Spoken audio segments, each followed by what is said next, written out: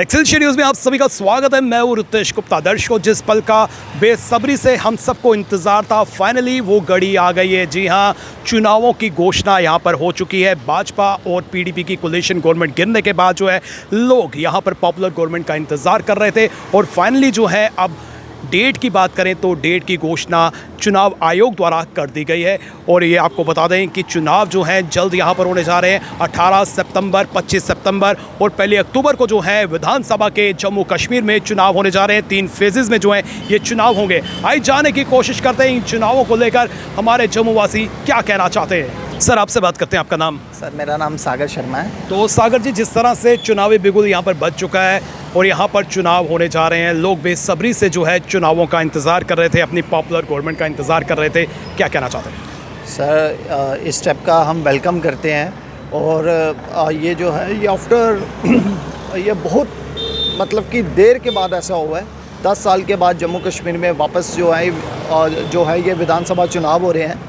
हम लोगों के अंदर बहुत खुशी है और ख़ासकर राष्ट्रवादी लोगों में भी बहुत खुशी है, क्योंकि हम इस इलेक्शन को भी एक पर्व की तरह मनाते हैं।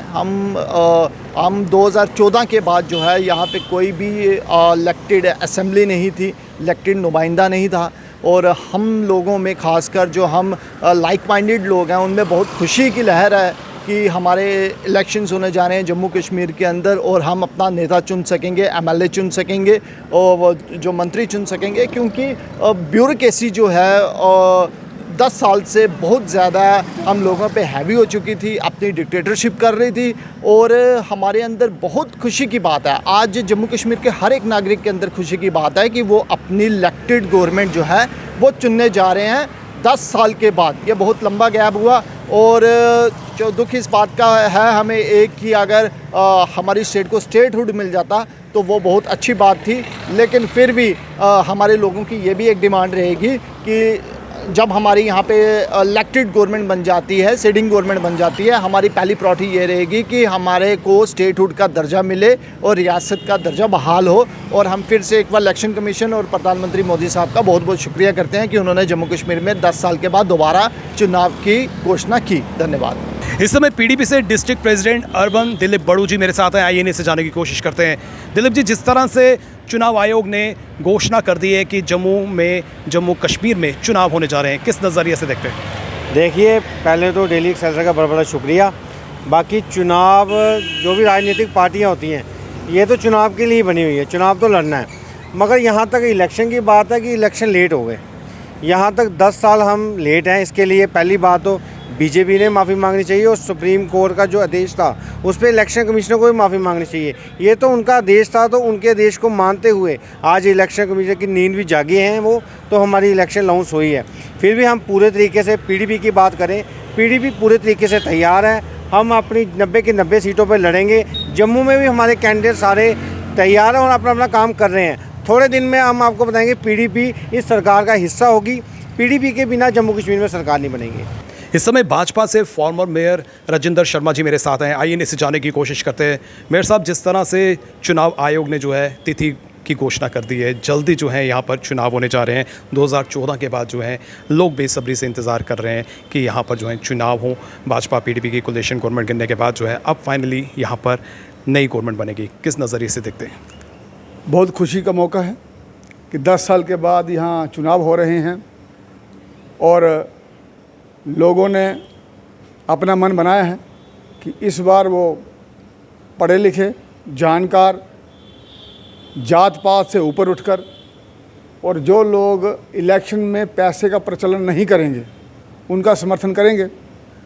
और लोग देख रहे हैं कैसे वेस्ट बंगाल में घटनाएं हो रही हैं, कैसे ग्रेटर क्लास की घटना हुई थी। इन सब समस्याओं को देखते हुए हमें जनप्रतिनिधि वो चुनने हैं जो निर्णय ले सकें। और निर्णय लेने की शक्ति तब आती है जब आपकी कोई कंसिडरेशन ना हो, और कंसिडरेशन तब नहीं होती है जब हम इन सभी चीज़ों को पीछे रखकर अपना व्यक्तित्व बनाते हुए डॉक्टर श्यामा प्रसाद मुखर्जी, पंडित दीनदयाल उपाध्याय जी, उनके व्यक्तित्व निर्माण जो उन्होंने विचार दिया था उस पे चलते हुए आगे नेतृत्व को बढ़ाएं। वोटिंग परसेंटेज की बात करें, जो हाल ही में लोकसभा के चुनाव यहाँ पर हुए, हालांकि भाजपा के दोनों एमपी जो हैं वो जीते हैं, लेकिन कहीं ना कहीं जो है वोट परसेंटेज में जो है गिरावट भी दर्ज की गई है। तो किस नज़रिए से देखते हैं कि जो रीजनल पार्टीज़ हैं और भाजपा जो है अपने आप को कहाँ दिखती है? देखिए, मेरा ये मानना है कि जो काम भारतीय जनता पार्टी ने किए हैं वो आज तक किसी पार्टी ने किए नहीं। चाहे आप इंफ्रास्ट्रक्चर डेवलपमेंट ले लीजिए, चाहे इंस्टीट्यूशन डेवलपमेंट लीजिए, चाहे सेंटर स्पॉन्सर्ड स्कीम्स हों वो ले लीजिए, चाहे कोविड का काम ले लीजिए, पॉलिटिकल रिजर्वेशन लीजिए। एसटी को पॉलिटिकल रिजर्वेशन बीजेपी ने दी, पहाड़ीज़ को उन्होंने दी, ओबीसी को उन्होंने दी, और जो हमारे रिफ्यूजीज़ हैं उनको दी, माइग्रेंट्स को उन्होंने दी, मालिकाना हक दिए रिफ्यूजीज़ को। और एक दो समय यहाँ था जब तो अमरनाथ यात्रा के लिए हमें ये आवेदन देना पड़ता था कि 10 दिन के लिए जाएं कि 20 दिन के लिए जाएं। आज माहौल देखो। और श्रीनगर में पत्थर चलते थे, बुरहान बानी के फ्यूनरल में कितने लोग इकट्ठे होते थे। आज कश्मीर में ताज़ी हवा चल रही है और ये भारतीय जनता पार्टी ने किया है। और आपने देखा वहाँ के लोगों ने खुद बोला कि कहाँ हमें 500 रुपये दे के पहले पत्थर मरवाए जाते थे और कहाँ हमारा इंटरनेट का ब्लैकआउट होता था। आज वो चीज़ें बदल गई हैं और लोग शांति के साथ रहते हुए, और उन्होंने यहाँ तक निर्णय कर दिया कि अपने जो फॉर्मर चीफ मिनिस्टर थे उनको हरा दिया। तो इसलिए मुझे लगता है लोगों ने मन बनाया हुआ है कि कौन ऐसी पार्टी है जो हमारी समस्याओं का समाधान कर सकती है, और लोगों को मालूम है वो भारतीय जनता पार्टी ही है जो उनकी समस्याओं का समाधान कर सकती है। और इतने गंभीर मुद्दे थे, और मैं ये भी कहूँगा कि 370 हटने का और यूटी वापस यूटी बनने का कारण जो है वो नेशनल कॉन्फ्रेंस और पीडीपी और कांग्रेस थी, क्योंकि उन्होंने माहौल ऐसा श्रीनगर में बना दिया था जो आउट ऑफ कंट्रोल था, और वहाँ आतंकवाद इतना फैल गया था, और लॉ एंड ऑर्डर जो है वो जब तक सेंटर के पास नहीं जाता ये चीज़ें हटना असंभव थी। और आज वो हटी हैं, लोग धरातल पर देख रहे हैं कितनी डेवलपमेंट हो रही है। और ये सब चीज़ें लोगों को मालूम है कि भारतीय जनता पार्टी सिर्फ एक ऐसी पार्टी है जो कड़े निर्णय ले सकती है और जटिल से जटिल समस्या का समाधान कर सकती है। तो इसलिए लोग भारतीय जनता पार्टी के साथ में खड़े होंगे और उसको जिताएंगे, और भारतीय जनता पार्टी अपने दमखम पर सरकार बनाएगी। भारतीय जनता पार्टी की ही बात करें, क्या लगता है कि श्रीनगर से कितनी सीट्स जो है वो हासिल करने में कामयाब रहेगी?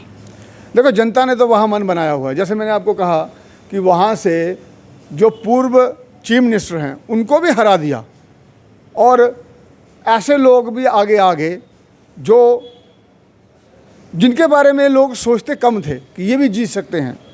और यही दिखाता है कि हमारी डेमोक्रेसी की क्या पावर है, कि जनता सुप्रीम है, जनता सबसे ऊपर है, और जो जनता चाहती है वो होता है। उसी प्रकार से जनता ने अब भी मन बनाया है कि वो भाजपा को जिताएंगे और भाजपा सरकार बनाएंगी, क्योंकि इतना सबको मालूम है कि भाजपा के अलावा चाहे वो समस्याओं का सुधार हो, समस्याओं के सॉल्यूशंस हो।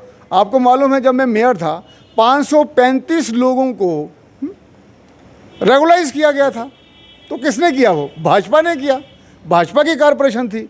कड़े से कड़े निर्णय हुए, कितने अभियान हुए। इस समय कांग्रेस पार्टी से सीनियर वाइस प्रेसिडेंट और फॉर्मर एमएलए बलवंत सिंह जी मेरे साथ हैं। आइए इनसे जाने की कोशिश करते हैं। सर, जिस तरह से चुनावी बिगुल बज चुका है और अब संभवतः जो है चुनाव होने जा रहे हैं, किस तरह की तैयारियां और किस नज़रिए से देखते हैं स्टेप को? देखिए, ये तो वेलकम स्टेप है। सबसे पहले तो मैं ये कहना चाहता हूँ कि काफ़ी देर से इंतज़ार हो रहा था कि लोगों की सरकार आए, लोगों की चुनी हुई सरकार आए, लोगों की बात आगे रखे। तो काफ़ी देर से डिले हो रहा था। सुप्रीम कोर्ट की रूलिंग भी थी इसमें कि सितंबर तक इलेक्शन करवाए जाएं। तो this is a welcome step, और लोगों की पार्टिसिपेशन इंश्योर करने के लिए वो भी लोगों का फेथ और सारा सिस्टम, तो ये ठीक होगा। मुझे लगता है कि लोग पार्टिसिपेट करेंगे, लेकिन जिस चीज़ के लिए लोग चुनते हैं कि हमारा नुमाइंदा, उसकी कोई से होगी। जब पिछले दिनों इन्होंने पहले तो स्टेट खा ली हमारी, it was a almost semi independent country once upon a time, और उसके बाद यहाँ पे परमानेंट लगता था, हमारा प्रेसिडेंट था, हमारा प्राइम मिनिस्टर था जी। और उसके बाद इन्होंने स्टेट तोड़ने के लिए 370 तोड़ी, 35 ये तोड़ी। 370 से जम्मू के लोगों में तो आपने देखा होगा कि बड़ी खुशी थी, लेकिन जो अब उसका इम्पैक्ट आया, जो इन्होंने जिस ढंग से इन्होंने डील किया, तो जम्मू के लोगों के साथ सबसे बड़ा मजाक वो हुआ जी। 35 से और ये जो गए वो 370 गए, बिजनेस सारा बाहर चला गया। अब जो पावरें हैं जो जिसके लिए असम्बली की इलेक्शन हो रही है, वो पावर इन्होंने उससे पहले ही दे दी सारी गवर्नर को, एलजी को। एक छोटा IAS अफसर ये करके लोगों के नुमाइंदों के पास पावर होनी चाहिए ताकि वो they are able to deliver, कुछ ना कुछ लोगों के लिए कर पाएँ। तो लेकिन उसके बावजूद भी हमारी स्ट्रगल तो होगी स्पेशल स्टेटस के लिए, फुल फ्लैज स्टेट के लिए, लेकिन एनी हो देर आए दुरुस्त। तो शुरुआत के लिए ये ठीक है कि लोगों के रिप्रेजेंटेटिव आएंगे और जो लोगों की आवाज़ होगी वो चुने हुए लोगों की आवाज़ होगी। 18 सितंबर को पहले फेज के चुनाव होंगे और काउंटिंग की बात करें तो 4 अक्टूबर को काउंटिंग होगी और उसके बाद जो है यहाँ पर पॉपुलर गवर्नमेंट जो है हमें देखने को मिलेगी। जिस तरह से जम्मू कश्मीर में 370 को निरस्त किया गया और उसके बाद जो है पहली बार जो है विधानसभा के चुनाव होने जा रहे हैं, जिसका लोग जो है बेसब्री से इंतजार कर रहे थे। पॉलिटिकल पार्टीज़ की बात करें तो वो तो दावा कर रहे हैं कि उनकी पार्टी जो है वो सत्ता संभालेगी। फिलहाल वक्त तय करेगा, वोटर्स तय करेंगे कि आने वाले समय में यहाँ पर किसकी गवर्नमेंट बनती है। लेकिन जिस तरह से चुनाव होने जा रहे हैं तो लोगों ने जो है इसे वेलकम करार दिया है। फिलहाल करण सिंह और मुझे यानी कि रितेश गुप्ता को दीजिए इजाजत और आप देखते रहें एक्सेलशियर न्यूज़।